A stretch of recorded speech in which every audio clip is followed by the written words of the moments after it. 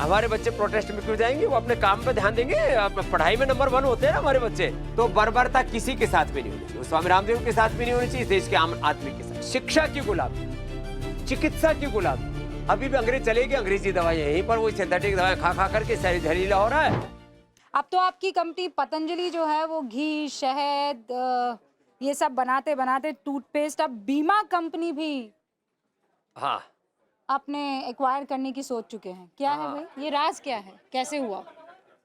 इस देश को हमें विकसित बनाना है। 2047 तक विकसित भारत, स्वावलंबी आत्मनिर्भर भारत का निर्माण तभी होगा जब हम मैकाले की शिक्षा की गुलामी, जिससे निकालने के लिए हम भारतीय शिक्षा बोर्ड, पतंजलि गुरुकुलम, आचार्य कुलम, पतंजलि यूनिवर्सिटी और हाँ पतंजलि कैरियर एकेडमी, जहाँ पर नीट और जी का जो है हमारा जो सक्सेस जो उसका दर है वो 60% के करीब है। और पतंजलि सिविल सर्विसेज एकेडमी भी शुरू कर दिया। तो आपके बच्चे वहाँ प्रोटेस्ट में गए थे? हमारे बच्चे प्रोटेस्ट में क्यों जाएंगे? वो अपने काम पे ध्यान देंगे। पढ़ाई में नंबर 1 होते हैं ना हमारे बच्चे। वो जो है नीट और जेई के वो विजेता होते हैं। सड़कों पर हंगामा करने से विजेता थोड़ी ना बनेंगे। तो प्रोटेस्ट अपनी जगह, थैंक यू, जो कर रहे हैं उनको धन्यवाद।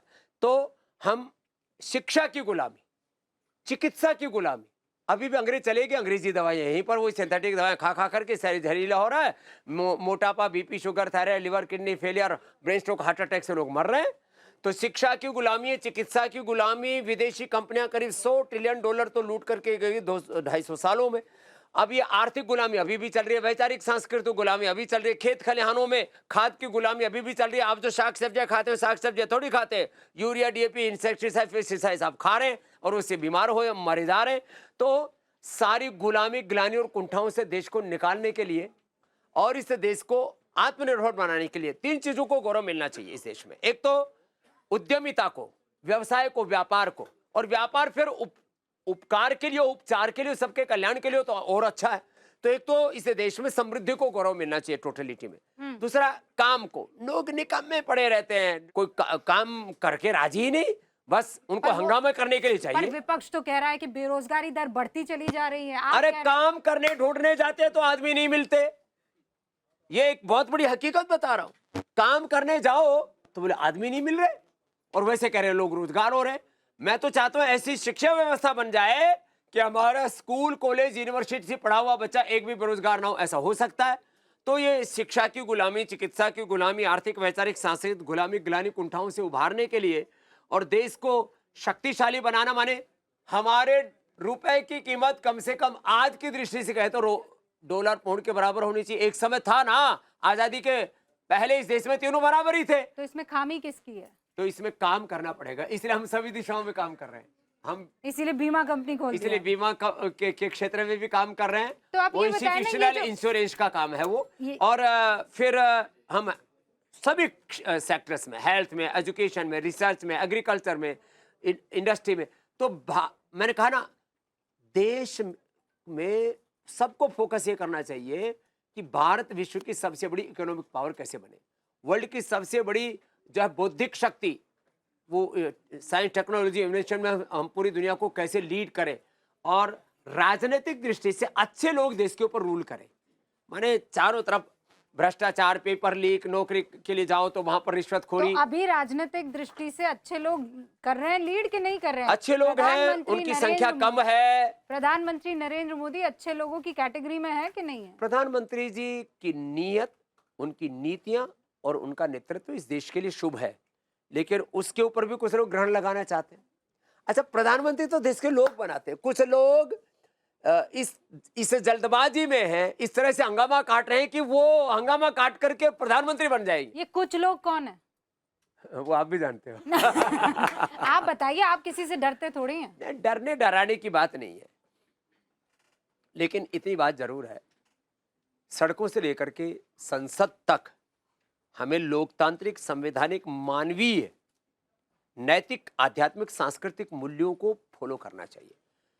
हम जब भी बात करते हैं तो बात करते हैं, हम एक डेमोक्रेटिक कंट्री है, कॉन्स्टिट्यूशन को मानते हैं, और मैं बोलता हूं जो माने हाथ में संविधान की कॉपी लेके घूमते रहते हैं, संवैधानिक, लोकतांत्रिक, मानवीय, नैतिक, आध्यात्मिक, सांस्कृतिक मूल्यों को फॉलो नहीं करते। कौन? राहुल गांधी के लिए कह रहे हैं बाबा जी आप? किताब हाथ में लेने से, किसी ने वेद हाथ में ले रखा और वेद के अनुकूल आचरण नहीं करता, तो वेद में कहा आचारहीनम न पुनन्ति वेदाः। तो कुछ लोग वेद हाथ में रखते हैं और भेदभाव करते हैं, लोगों को आपस में लड़ाते हैं। कुछ लोग संविधान हाथ में रखते हैं और संविधान को पग पग पर तोड़ते हैं। लेकिन सीजेपी का जो प्रोटेस्ट हुआ, वैसा प्रोटेस्ट तो कुछ वैसा ही आपने भी किया था, याद है ना आपको? लेकिन उसमें कोई हिंसा नहीं थी, नहीं, पुलिस गाली गलौच नहीं था, लेकिन पुलिस ने आपको भी बर्बरता की वहां पुलिस से, ने। हाँ, आपको भी वहां से भगाया गया था। तो बर्बरता किसी के साथ भी नहीं होनी चाहिए, वो स्वामी रामदेव के साथ भी नहीं होनी चाहिए, इस देश के आम आदमी के साथ। इस देश के लोकतंत्र नहीं, में पर तब पुलिस जितना का- अधिकार बाबा- देश के प्रधानमंत्री को, राष्ट्रपति को है, उतना ही अधिकार और उतनी स्वायत्तता एक आम नागरिक को भी। बाबा, तब की पुलिस अच्छी थी और अब की पुलिस लठमार है, या तब की पुलिस लठमार थी, अब की पुलिस अच्छी? दरअसल आईएएस आईपीएस को ट्रेनिंग तो अच्छी दी जाती है, पुलिस वालों को भी ट्रेनिंग तो अच्छी दी जाती है, लेकिन दुर्भाग्य इस देश का कि अधिकांश जो प्रशासनिक लोग होते हैं ना, वो सत्ता के अनुरूप हो जाते हैं, सत्ता के अनुकूल हो जाते हैं। तो सबको, सबसे ऊपर संविधान, लोकतंत्र, नियम को रखना चाहिए, कानून को रखना चाहिए। तो जिन पुलिस वालों ने निर्दोष बच्चों को पीटा, बेटियों को पीटा, उनके ऊपर भी कार्रवाई होनी चाहिए। और जो आंदोलन की आड़ में अपराधी, आतंकवादी सोच के लोग, क्रिमिनल जिन्होंने मर्डर किए, आप ही लोग आंकड़े दिखाते हो, उनके ऊपर तो ऐसी सख्त कार्रवाई होनी चाहिए कि उन लोगों को तो बख्शना नहीं चाहिए। बाबा, लगभग 20 साल से आप मीडिया में जब भी आते हैं चिकित्सा पद्धति पर सवाल उठाते रहे हैं। अब पिछले 12 सालों में सरकार बदल गई। पहले कांग्रेस की सरकार थी तो ये था कि सरकार बदल जाएगी तो सिस्टम बदल जाएगा, चीज़ें बदल जाएंगी। अब तो सरकार बदल गई, 12 साल हो गए, अभी भी चीज़ें नहीं बदल रही हैं, तो कब बदलेंगी? और आप जैसे व्यक्ति के होने के बावजूद नहीं बदल रही हैं तो कैसे बदलाव तो सभी जगह जरूरत है उसकी। कई बार उसको हम रिफॉर्म कहते हैं, कई बार चेंज बोलते हैं, वो आना चाहिए।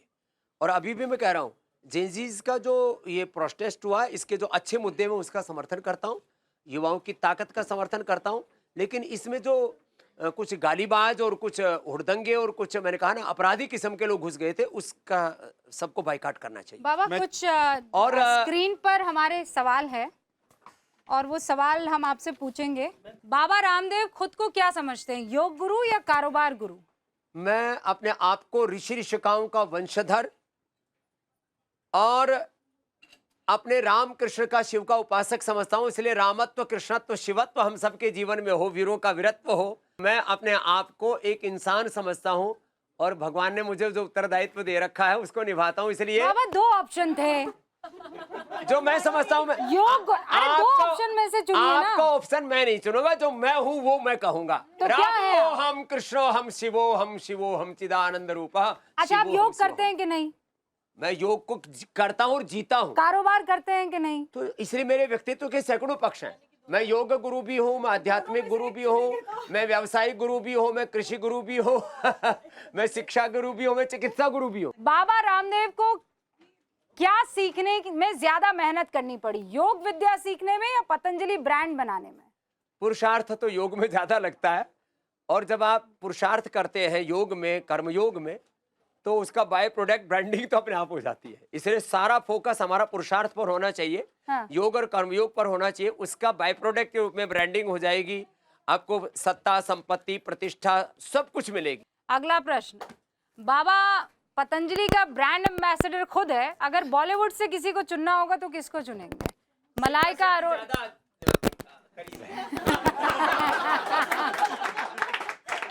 ये मलाइका कौन है? मलाई खाई के बड़ी किया भैया। मलाइका अरोड़ा है वो। नेक्स्ट सवाल, सच्चा सनातनी इसमें से किसको मानते हैं? मौन योग है? अनुलोम विलोम। ये क्या है? क्वेश्चन बोल रहे हैं बाबा जी इनडायरेक्टली। इसके क्या माने? पास? बहुत समझदार हो आप। नेक्स्ट। अच्छा, बस ये तो बता दीजिए कि किसको अनुलोम विलोम साधु के लिए विलोम करने की जरूरत है? साधु के लिए मैं तो सभी को, सनातनी हिंदू, सनातनी पार्टियां, सनातनी मुसलमान, सनातनी ब्राह्मण, क्षत्रिय, वैश्य, शूद्र, सबको एक जैसा मानता हूं, एकत्व की दृष्टि से देखता हूं। साधु होकर के जो भेदभाव करता है पक्ष विपक्ष में, जो निष्पक्ष नहीं रहता, वो काहे का साधु? ये बढ़िया तरीका था पास करने का। विपक्ष से कोई प्रधानमंत्री बनता है तो कौन सबसे बेहतर साबित होगा? ये मैं और आप प्रधानमंत्री नहीं बनाएंगे, मैं और आप ही तो बनाएंगे, जनता है देश भाई, के देश सब की। लोग मिलकर के जिसको बनाना चाहेंगे, हाँ। उसको बनना चाहिए, चाहे वो स्क्रीन वाले हो, आउट ऑफ स्क्रीन हो, चाहे कोई पक्ष विपक्ष हो। अरे एक तो नाम चुनिए ना। एक अभी तो पहले मोदी जी के हैं, अभी उनमें इतना अभी तो दमखम है, कई वर्षों तक दूसरों का नंबर नहीं आने वाला। हाँ, तो अभी कुर्सी खाली नहीं है। अब मेरे कुछ साथी हैं जो आपसे सवाल पूछना चाहते हैं। पीछे जेनजी भी है, कोई सवाल? आइए। बाबा जी नमस्कार। नमस्कार। मेरा नाम प्रखर चौहान है। मेरा सवाल आपसे है कि आप योग गुरु भी हैं, एक बिजनेसमैन भी हैं, तो दोनों भूमिकाओं को आप कैसे, इसमें सबसे बड़ा संघर्ष आपका क्या रहा और इनको कैसे आप मिला करके चलते हैं? भैया मैं स्वभाव से एक योगी ही हूँ। जब आप कोई भी काम करेंगे ना, तो आपके पीछे पीछे सफलता, समृद्धि, वेल्थ, प्रॉस्पेरिटी और सक्सेस के साथ साथ सब कुछ चलेगा। तो इसलिए आपको अपने ऊपर फोकस रखना चाहिए। फिर बाद में आपको लोग कुछ भी कहते रहे, उससे कोई फर्क नहीं पड़ता है। तो अपना फोकस 100% अपने काम करने में होना चाहिए। तो मेरा अभी भी 24 घंटा फोकस इस पर रहता है कि जो मेरा मूल धर्म है योग, और इस देश के निर्माण के लिए, व्यक्ति निर्माण के लिए एजुकेशन, हेल्थ, इनोवेशन, तो उसके ऊपर फोकस करता हूँ। बाकी ये सब चीज़ें गौण है, बाय प्रोडक्ट्स। राम राम।